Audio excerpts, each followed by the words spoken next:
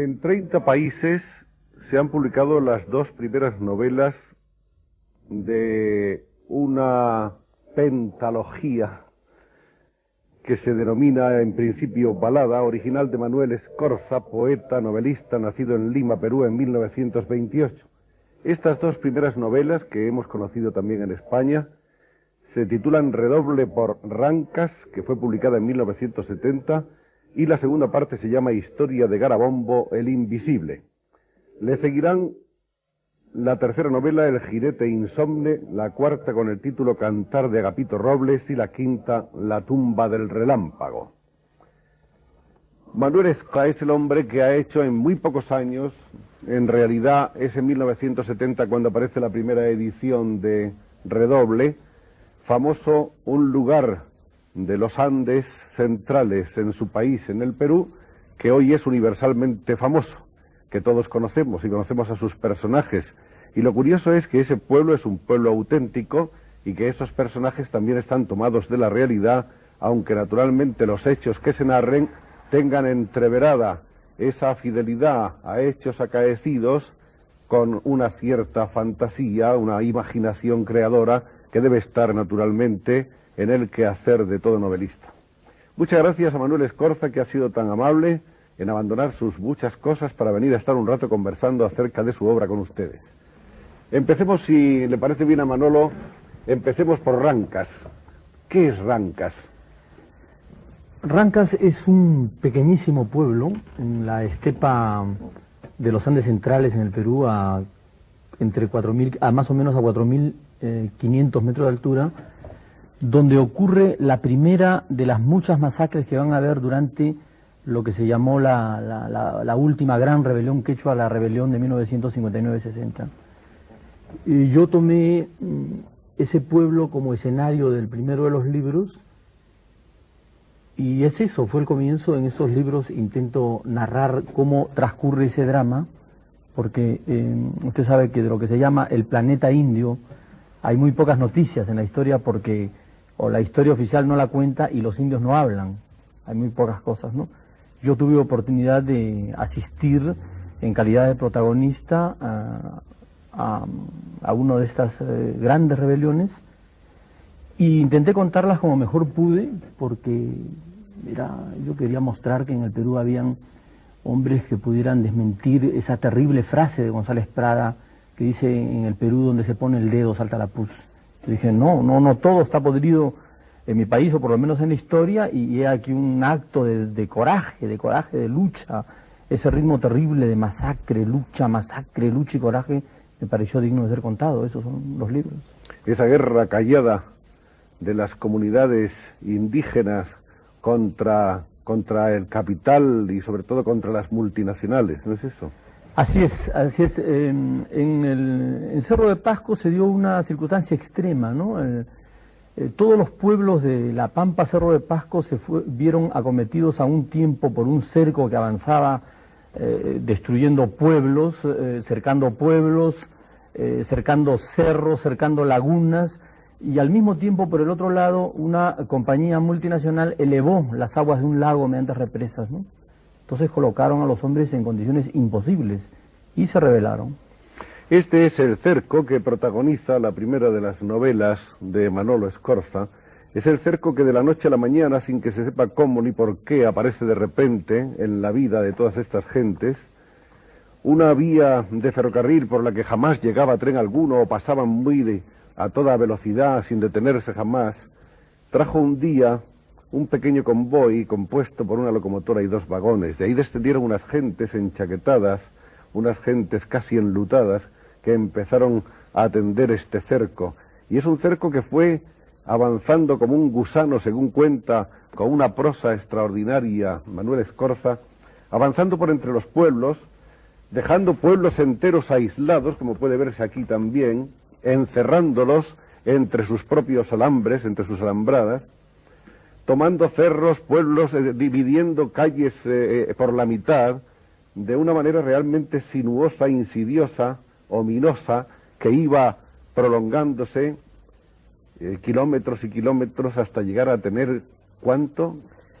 Fue un cerco que pretendía encerrar 1.000.000 de hectáreas, ¿no? Y además lo más terrible de todo es que era un cerco inexplicable porque nadie daba razón, y no se daban razón no porque hubieran razones mitológicas, sino porque las autoridades de esa época no las querían dar, ¿no?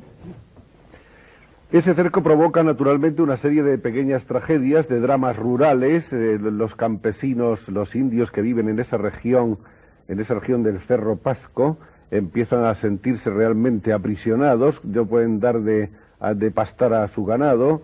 En fin, la situación es tan terrible que llega un momento en que deciden realmente enfrentarse con ese poder que está avasallándoles. Y ahí es como surgen después, a través de una serie de personajes y de peripecias, esa masacre final, de tal manera que la última parte de la novela de Scorza se desarrolla en el cementerio, donde las voces dialogantes se expresan con patetismo, pero también con esperanza. Así es. Hay esperanza porque donde hay lucha hay esperanza. Y me pareció esto importante. Por ejemplo, yo he tomado los personajes no para demostrar cosas negativas, sino para intentar demostrar cosas positivas. Por ejemplo, usted aludía a mi próxima novela, El jinete insomne. ¿Quién es el jinete insomne? Es otro de estos hombres que yo los juzgo extraordinarios porque lo son en la medida en que realizan actos superiores. Por ejemplo, yo la primera vez que oí hablar del jinete insomne fue en uno de estos pueblos cuando me contaron que el presidente de esta comunidad había salido a medir sus tierras para demostrar la justicia de su causa en un juicio que ya duraba 250 años. Y esto que cuento no son exageraciones literarias, acaba hace poco, en el mes de junio de 77, en el que estamos grabando esto, se ha publicado en el Perú la solución de un juicio de Chaviña, que dura también 250 años, ¿no? Entonces este hombre, todo esto muestra la detención del tiempo, que es lo que yo planteo en ese libro.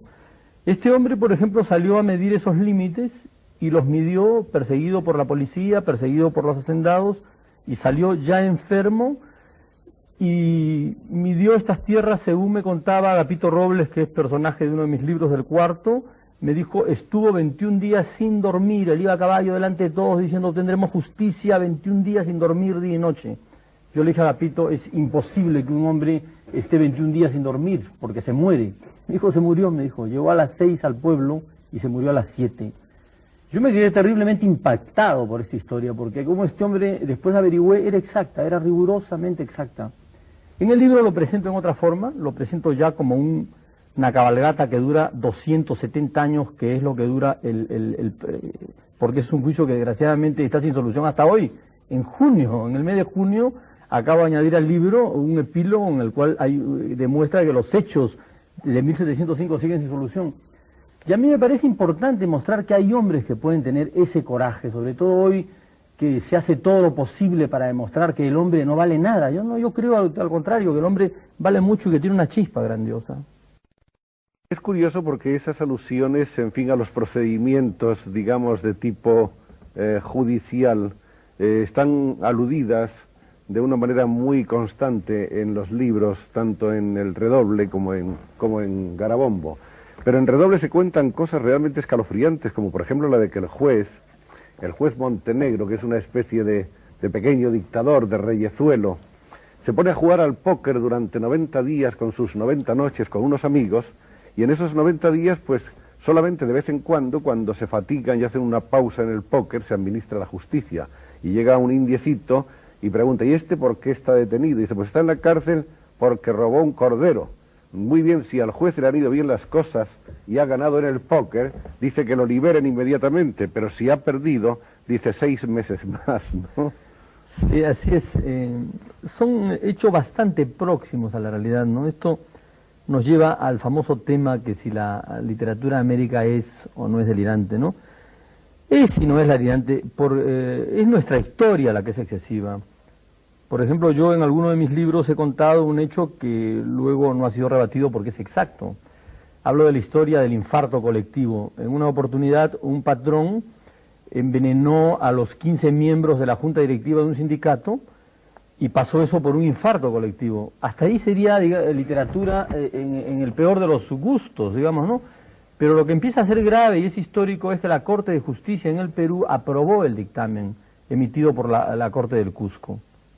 Entonces, cuando una Corte de Justicia en un país admite que se ha podido producir un infarto colectivo donde había un envenenamiento, entonces ya el delirio está en la realidad, el delirio no está en el texto, ¿no? En ese sentido, estos libros parecen delirios imaginativos, pero son estrictamente históricos. Por eso es que hay fotos de los personajes, ¿no? Vamos a mostrar algunas de estas fotos donde están personajes de las novelas de Scorza. ¿Quiénes son estos personajes? Bueno, este es el Nictálope, Héctor Chacón, Nictálope, el famoso Nictálope, en el momento que se encuentra con su mujer a su retorno a la salida de la cárcel. Él había sido condenado a 20 y tantos años de prisión, y el eco del libro hizo que el presidente Velasco lo libertara en el Perú. Explicamos un poco a las personas que no hayan leído todavía el libro, ¿cuál es el papel fundamental que tiene el Nictálope? Bueno, el Nictálope es el primero de los rebeldes, es el rebelde individual. Yo intenté pintar una lucha colectiva. Entonces, un friso, realmente. Así es, así es. El primero fue Héctor Chacón, el Nictálope. El segundo es Garabombo, el Invisible, que es un hombre que es invisible en el libro porque no lo veían, no porque no existiera, sino porque nadie quería oírlo, sus terribles quejas. Es uno, como son invisibles tantos seres en la tierra, los sirvientes, como son invisibles las naciones, ¿no? Cuando no están en la actualidad. Ese es el segundo libro, Garabombo el Invisible. Luego, en la gran derrota que se produce, porque esta es una sucesión de derrotas, viene Raimundo Herrera, el jinete sin sueño. Con una primera victoria. Siempre es así, son ritmos de victoria y derrotas, ¿no? En estas historias de campesinos, y yo no diría de campesinos porque son dramas humanos, y decir de campesinos es, a veces se dice eso para decir que son un poco más primarias. Hay algo que nos fascina en estas historias agrarias, es su terrible condición fatal de vencidos de antemano. En la historia siempre el campo ha vencido a la ciudad. Y entonces estos actores de estas grandes rebeliones agrarias que llenan la historia, ellos no lo saben, pero nosotros sí sabemos que están condenados a morir, y mueren puros. No tienen tiempo de corromperse, nunca llegan al poder, no se pueden transformar de opresores en oprimidos, ¿no? Entonces, de ahí esa fascinación trágica que nos da, por ejemplo, Emiliano Zapata, la fascinación trágica que nos produce el jinete insomne, ¿ah? O Agapito Robles, que Agapito Robles es otro personaje realmente extraordinario. Yo he estado con él y he visto los libros de la comunidad en 15 años, yo he visto todos sus pedidos, no hay un solo pedido que haya hecho él para él, es realmente un hombre ejemplar. No, él no verá nunca esta emisión de televisión, pero existe. Aquí estoy con Agapito Robles justamente. Este es Agapito. Este es Agapito Robles, que me parece un hombre que es un hombre verdaderamente admirable. Él es el que va a dar el golpe final tomando la hacienda que era allá considerada como la Bastilla, ¿no? Agapito, un hombre realmente notable, Agapito Robles. Lo que está claro es que, como nos dice Scorza, los revolucionarios del campo, del medio rural, son revolucionarios sin esperanza. Por lo menos sin esperanza en la historia que hemos conocido, ¿no? El único caso de una revolución campesina victoriosa es el caso de la Revolución China, pero la Revolución China tenía una ideología de tipo emanada del mundo industrial, ¿no? Las otras revoluciones, y en eso se da la grandeza trágica del personaje, ¿no? A mí me decía hace poco que por qué todas mis historias acababan en derrotas y en masacre, y yo no las acabo, las acaba la realidad, ¿no? Las acaba la realidad, y la masacre tampoco las hice yo, las hicieron la fuerza de represión que en cada lugar. Pero yo he intentado convertir eso también en un símbolo luminoso, ¿no? Cuando a mí me contaba un comunero, por ejemplo, me dijo, cuando Agapito ve por cuarta vez que va a haber una cuarta masacre, me dice, estaba tan furioso, tan desesperado, me dice que empezó a bailar. Cuando vio la tropa empezó a bailar. Y dice, parecía a él que su poncho era un trompo de colores. Entonces se me ocurrió la imagen del último libro, que es cuando él se incendia, empieza a bailar y se incendia y quema todo, quema las casas, seca el río, destruye el pueblo, quema los perros, los caballos, pero todo eso lo he hecho simplemente porque me parecía que así yo le daba o intentaba darle perennidad a algo bello, al hecho de que un hombre desesperado se ponga a bailar cuando ve la fuerza de represión, porque tiene la alegría del combate, sabe que después de él van a haber otros que opondrán la sonrisa a la fuerza, ¿no? Y eso lo veo en mi país, por lo menos es importante para nosotros. Ese famoso cerco que fue invadiendo Rancas y así a lo largo y a lo largo de kilómetros, ese gusano de alambre, era o pertenecía a una compañía contra la que en realidad se está luchando a lo largo de estas obras de Manuel Escorza, la Cerro Pasco Corporation. Así es, la Cerro de Pasco Corporation es un ejemplo típico de las compañías multinacionales que han cometido toda clase de excesos agravados por la complicidad de las autoridades, porque hay que decir en un momento de autocrítica muchas cosas negativas que se han cometido en la América Latina, que se han cometido en el Perú, se debe también a la complicidad y a la participación de peruanos que se pusieron al servicio de estas malas causas, ¿no? Yo he citado a la compañía con sus nombres, he citado a los funcionarios con sus nombres y no me han podido desmentir. Todo lo que pudo ocurrir es que mi libro se detuviera 7 años en los Estados Unidos, hasta que me escribieron a mí diciendo que si yo estaba dispuesto a afrontar un juicio en caso que la Cerro de Pasco respondiera que era atacada. Yo le dije, mire, yo deseo el juicio. Ojalá se produzca el juicio para comparecer ante un juicio de difamación y calumnia para demostrar de que todavía las cosas son mucho más graves que lo que han ocurrido, ¿no? Y esto lo he hecho porque yo estimo de que la novela debe probar a veces su historicidad. La novela es muy amplia, ¿no? La novela es fundamentalmente una máquina de soñar, diría yo, porque es la diferencia entre la información y la novela. Pero en América Latina la novela para nosotros es algo así como un gran tribunal, el Tribunal Supremo, donde se plantean lo que yo llamaría las causas perdidas en instancia nacional. Por ejemplo, la causa de los campesinos de Pasco se perdió, se acaban con las masacres, mandaron a todos a las cárceles.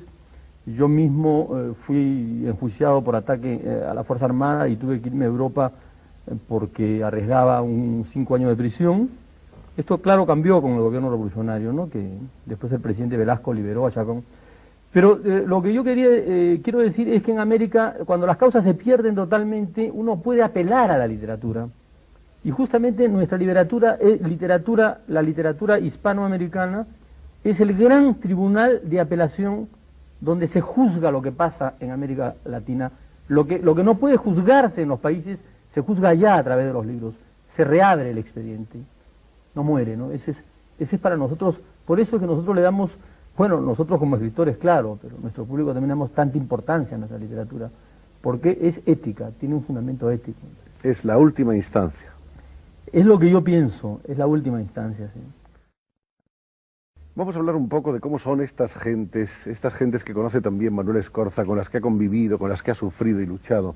¿Cómo son estos hombres de los Andes, estos comuneros?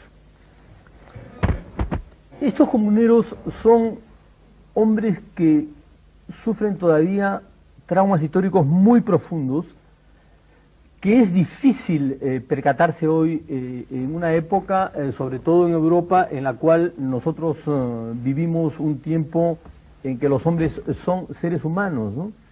Nosotros en el Perú hemos tenido un terrible problema, que es el problema de haber aceptado vivir junto a un pueblo esclavo. Hemos esclavizado a los indios. Hay un suplicio chino terrible que consiste en atar a un hombre a un muerto. Entonces, a medida que se pudre el muerto, el hombre que está vivo enloquece de asco y de horror. Es una de las cosas más terribles que se registra en la historia de la tortura. Históricamente yo creo que el pueblo que admite reducir a la esclavitud a una parte de su población, acepta ese terrible destino.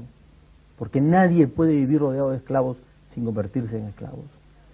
Los indios han vivido además expulsados de la historia. Los han eliminado de la historia, se les ha sacado toda sustancia humana. Aún hoy, en Colombia, por ejemplo, hace pocos años, y cito estos datos porque yo creo que hay cosas que parecen tan excesivas que hay que citarlas. Hace 2 o 3 años las agencias del mundo dieron noticia de que una corte de justicia en Colombia había absuelto a un conjunto de masacradores de indios porque no consideraba seres humanos a los indios, ¿no?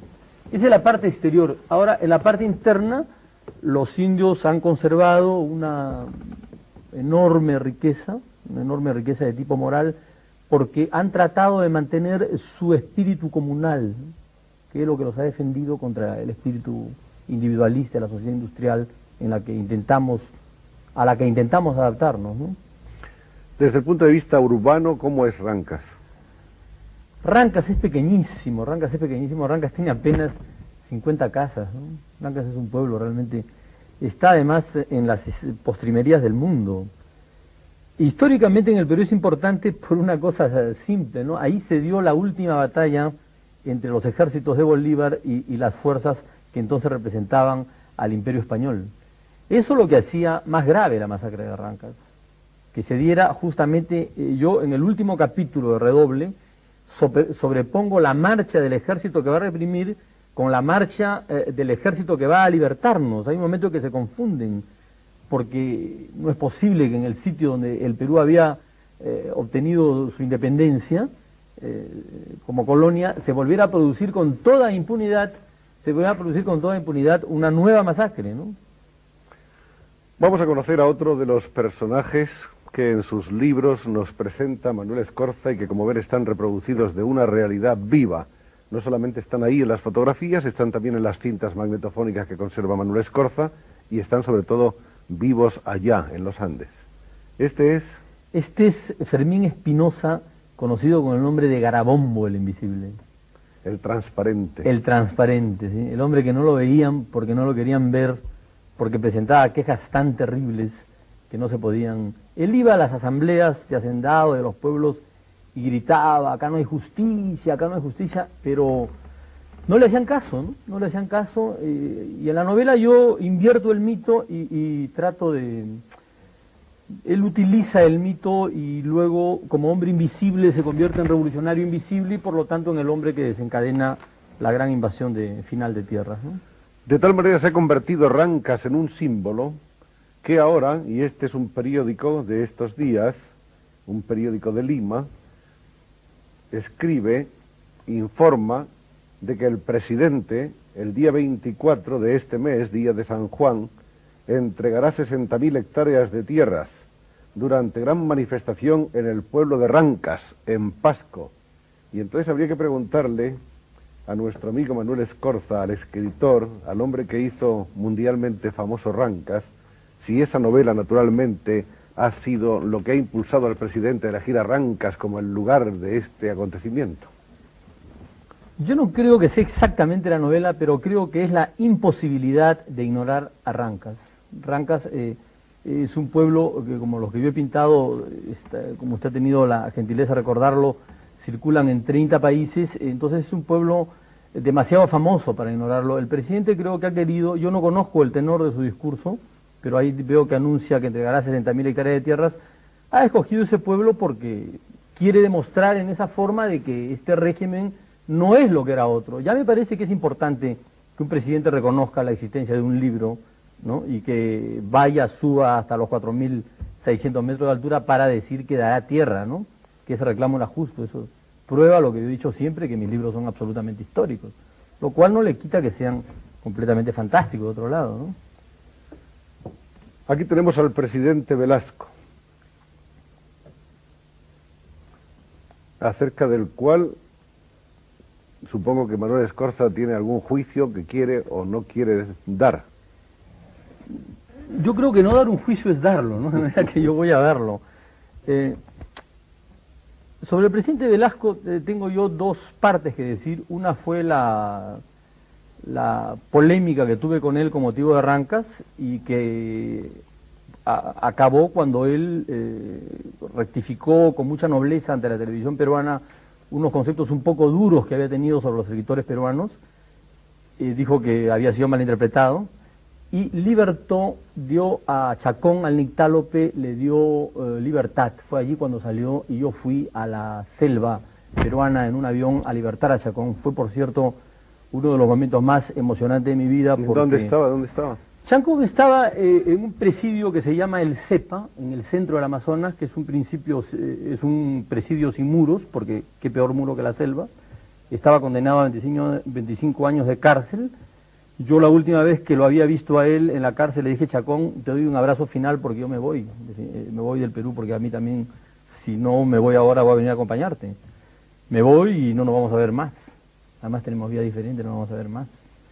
Entonces, cuando el presidente decidió libertar a Chacón, a mí me dijo, el ministro me dijo: qué cosa lo que usted quisiera. Yo le dije: mire, si yo pudiera ir yo a darle la noticia de libertad, sería fantástico, me emocionaría. Y en efecto, fui en un avión a darle la...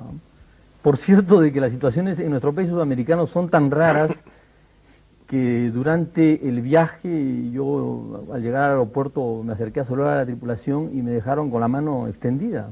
Yo me quedé un poco desconcertado y no dije nada, simplemente fui, subí al avión y fui. Allá me recibieron los funcionarios, todo, y después se acercaron los oficiales del avión a pedirme disculpas, que no habían respondido el saludo. Le digo: ¿pero por qué? Le digo yo, un saludo ni quita ni da. No, me decía: es que nosotros creíamos que usted iba preso. Le dije que usted iba preso. No, pero no iba preso, sino yo fui a sacar a Héctor Chacón. Y fue el presidente Velasco que, con un gesto realmente excepcional en un país donde los generales se han tomado, por desgracia, han tomado actitudes terribles contra... Hay un presidente en América Latina que ha declarado hace muy poco: los civiles no tienen nada que ver con el destino de nuestro país, ¿no? Entonces, que un presidente haya tenido el gesto de rectificarse, pedir disculpas a un escritor y soltar uno de sus personajes, abriendo así las puertas del conocimiento de un libro, es algo que merece mi respeto, ¿no? Ahora, él me hizo un llamamiento para que yo trabajara en la Revolución Peruana, pero yo le dije: un escritor trabaja también por su país, escribiendo libros. No necesita obligatoriamente tener un puesto. Este es Manuel Escorza, del que hay que saber naturalmente otras muchas cosas. Las biografías no nos cuentan demasiadas de las andanzas de Escorza, acaso porque él tampoco ha tenido mayor interés en relatarlas. Lo que nos dicen los libros y los datos que existen en los archivos es que nació en Lima en 1928. ¿Exactamente qué día, de qué mes? Yo soy Virgo. Nací en el 9 de septiembre de 1928. ¿Y cómo era la familia de Manuel Escorza? Bueno, mi padre y mi madre son inmigrantes serranos, por eso yo conozco ese medio. Yo me he criado en un pueblo de indígenas. Mi padre y mi abuelo fueron esclavos en el Amazonas, en la época del caucho. Precisamente en la mesa de mi padre he escuchado parte de los relatos terribles, realmente he escuchado relatos terribles sobre las masacres, los fusilamientos, las cosas terribles que habían, y es ahí donde surge quizá la primera chispa inicial, ¿no? Mi madre es serrana, cerca de los Andes centrales, pero no de la zona de Cerro, sino 300 kilómetros al otro lado, aunque no veo qué lado, porque a qué lado estaré sentado en este momento. Bueno, después he llevado la vida de todos los sudamericanos, como todos los sudamericanos que escriben estaban en la cárcel, como todos estaban en el exilio, el mío un poco largo, 7 años, durante los cuales hice toda clase de oficios para tratar de ganarme la vida.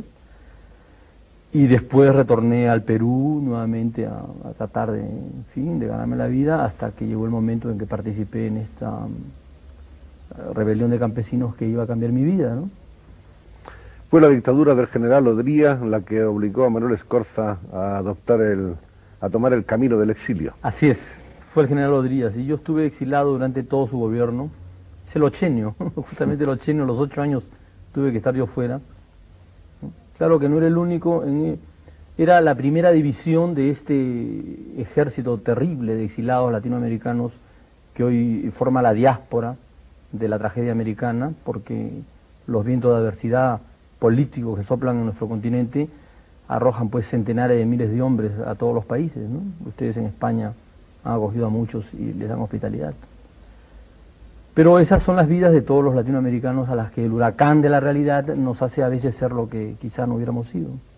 ¿Cuál es el sueño americano, el sueño hispanoamericano? Sueño hispanoamericano, sueños hay muchos, ¿no? Hay los sueños de todos los hombres, los sueños de libertad, los sueños de vivir justos en una sociedad justa, los sueños de que ocurran no una, sino 100 revoluciones que cambien la base del hombre, que deje de ser un animal salvaje, bestial.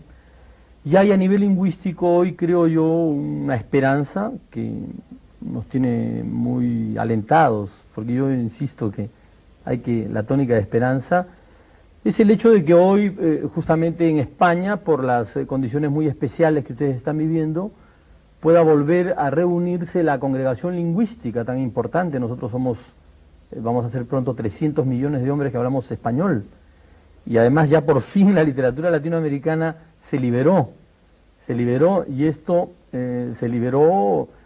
Esto es una cosa muy curiosa porque yo he sostenido siempre un poco polémicamente, y quiero publicar sobre esto un ensayo, que el verdadero territorio liberado de la América Latina, el primer territorio liberado, es su literatura.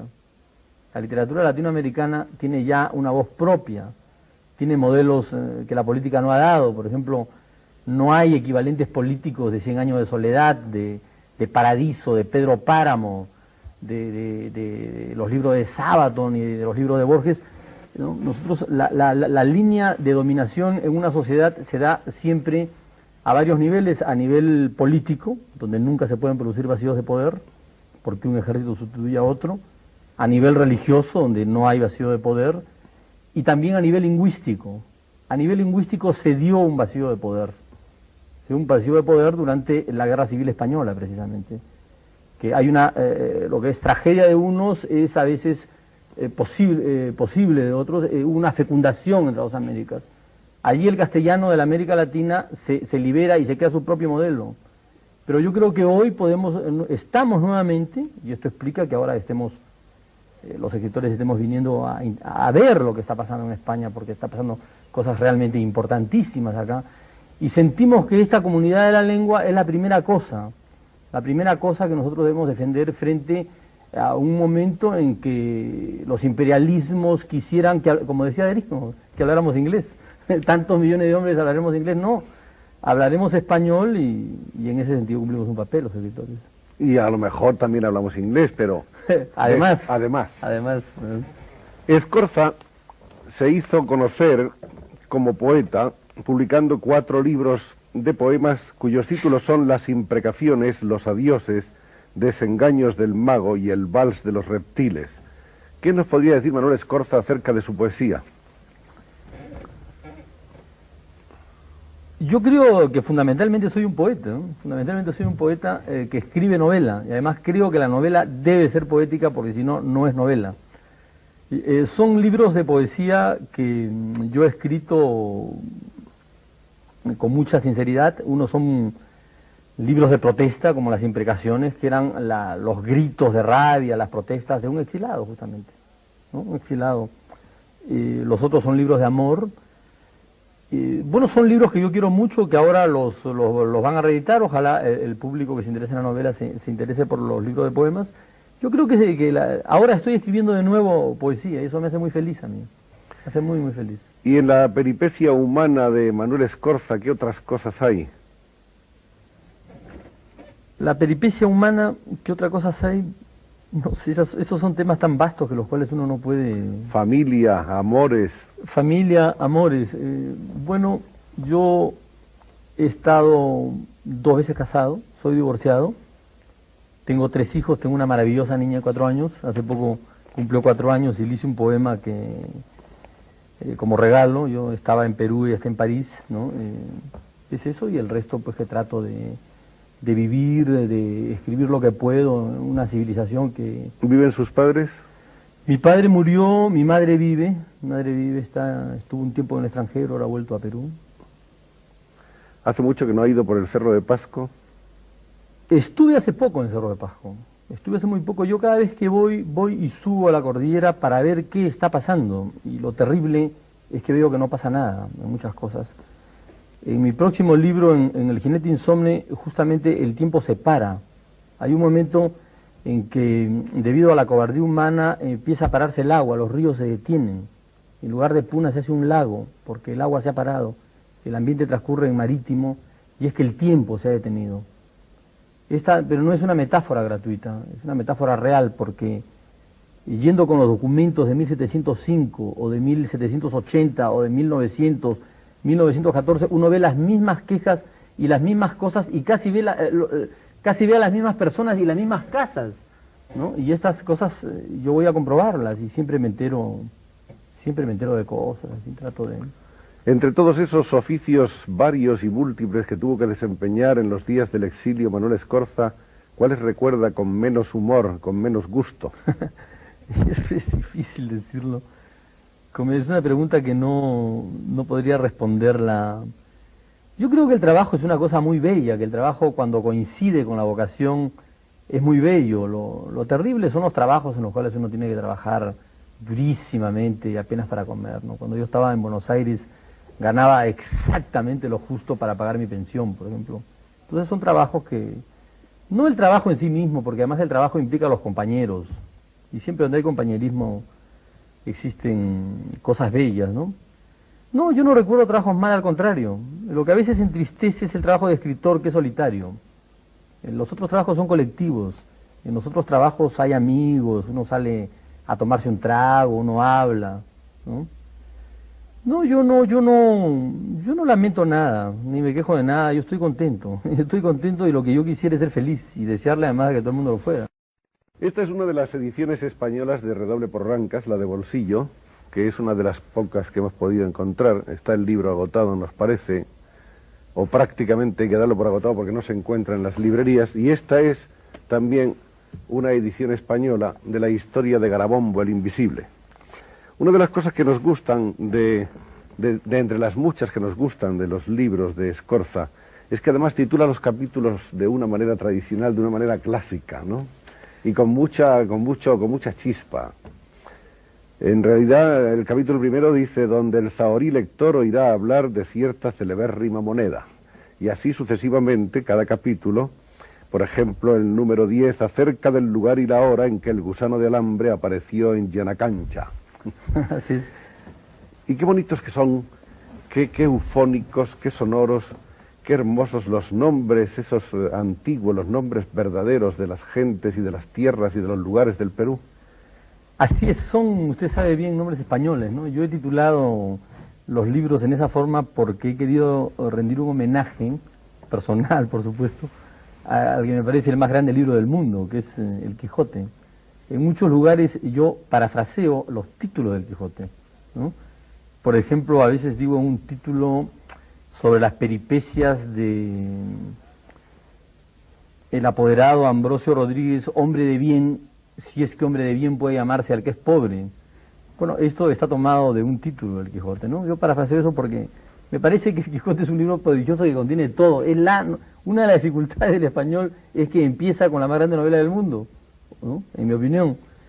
Y es el homenaje que yo quería rendir a mi lengua. A mí me parece muy importante que estemos entendiéndonos en español. Vamos a hablar un poco, Manuel, acerca de los demás, de los grandes maestros que está dando la narrativa hispanoamericana de un tiempo a esta parte y que sobre todo se ha acentuado en esta última década. Bueno, la literatura latinoamericana es muy rica, ¿no? O la hispanoamericana. En realidad no puede hablarse de una sola literatura.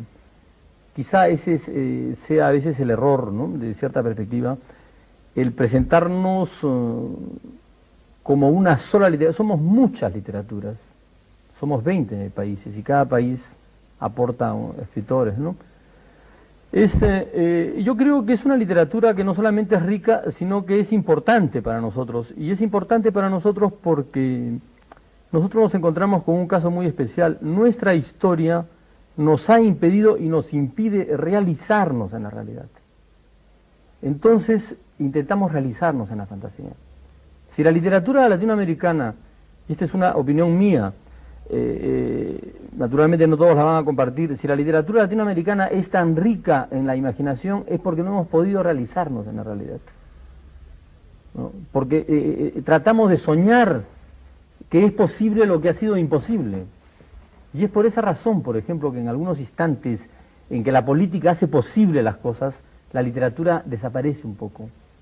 La literatura es un poco el anuncio de las grandes apocalipsis, ¿no? Y ese es el momento que estamos, ¿no? Esos son, en América, importantes, son los que nos volvieron el lenguaje, ¿no? Asturias, que yo creo que ustedes lo entrevistaron una vez, sí, me parece, ¿no? Asturias, que es un poco un antecedente, diríamos, de la narrativa de Escorza. Él tuvo la importancia de haber introducido la mitología, justamente la gran mitología antigua, ¿no? Porque eso no se conocía, ¿no? Después está Carpentier, Alejo Carpentier, y todos los que ustedes conocen, porque España ha sido, en eso cumplió un papel muy importante la crítica española, la editorial española, ha sido un poco la gran campana de resonancia, ¿no? Sobre todo Barcelona ha sido el gran punto donde en un momento, y no hay azares, ¿no? En eso no hay azares, porque las cosas se dan así, y España estaba destinada a transformarse en nuestra gran campana de resonancia histórica, ¿no? Lo que está bastante claro es que los escritores hispanoamericanos en general van por delante del hemisferio, por delante del resto del hemisferio, en cuanto a eso, a expresar cuáles son sus sueños y cuáles son sus realidades, y a tratar de conquistar una nueva frontera que nunca llega. Lo hacemos porque estamos obligados por las circunstancias realmente, ¿no? Claro que ya para nosotros literatura se ha transformado, como le dije a usted, la literatura es una transformación de sueños, ¿no? Yo creo que esa es su diferencia fundamental con la información, ¿no? Siempre que hablamos de novela, a veces yo recuerdo una frase de Hegel, que él dice que la novela ideal sería la novela, no, él dice que la historia ideal de un pueblo sería la historia que contara los sueños que ese pueblo tiene en una noche, ¿no? Es una frase que siempre me ha preocupado mucho. Yo por eso he tratado de mezclar junto a la historia política, la historia onírica, sobre todo en los próximos libros los que van Por ahí hemos visto una foto en la que estaba nuestro amigo Escorza con Alejo Carpentier, y aquí tenemos otra con Rulfo. con el Rulfo, famoso autor mexicano Juan Rulfo, que también estuvo sentado en ese mismo sillón. Y creo que tenemos una foto más, esta de otro presidente del Perú, que está tomada de un periódico. No, este es Neruda. No, pero bueno, la veremos después. Sí, Este es Neruda, por supuesto. Es el presidente Morales Bermúdez, es nuestro actual presidente, es justamente el presidente que Es el estuvo el presidente, 24 en Rancas, ¿no? Exacto, el que iba a repartir esas tierras. Así es. Ahí está el presidente, justamente en el centro de la fotografía, ¿no? Así es, ahí está el presidente, sí. ¿Qué diferencias hay entre el anterior y este desde un punto de vista político? Esta etapa es una etapa de retroceso con respecto al anterior proceso político al que representó el general Velasco. Es una etapa extremadamente difícil en la cual el Perú se enfrenta a una situación dramática. El problema más grave de las naciones del tercer mundo es que nosotros no tenemos un esquema frente a las naciones desarrolladas, frente a las naciones industriales. El régimen peruano intentó apartarse de un lado del régimen capitalista imperialista y de otro del régimen comunista. Era una experiencia muy difícil, cumplida a medias, y tenemos los inconvenientes de los que están en la mitad del puente. No se ha ido ni por una ni por otra solución. Pero este es un momento de balance, digamos, ¿no? Un momento entre los dos, ¿no?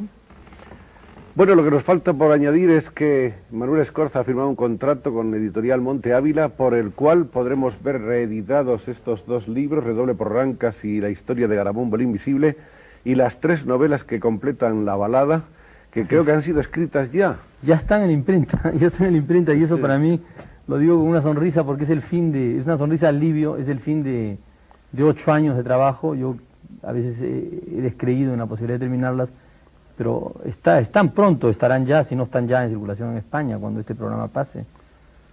Pues eso es lo que queríamos comunicarles con todo gusto, y estamos deseando reencontrarnos con los amigos de Rancas, esos amigos entrañables con los cuales contrajimos ya unas vinculaciones afectivas hace mucho tiempo, y con los cuales queremos seguir estando en contacto a lo largo de los años que vengan, porque los personajes, aunque estén vivos y reales allá en los Andes, son personajes que después de su muerte seguirán estando vivos en la obra con la que Manuel Escorza nos presenta una de las historias más desconocidas, por lo menos por los europeos, de la lucha de los campesinos de los Andes contra las multinacionales en connivencia con el capitalismo criollo.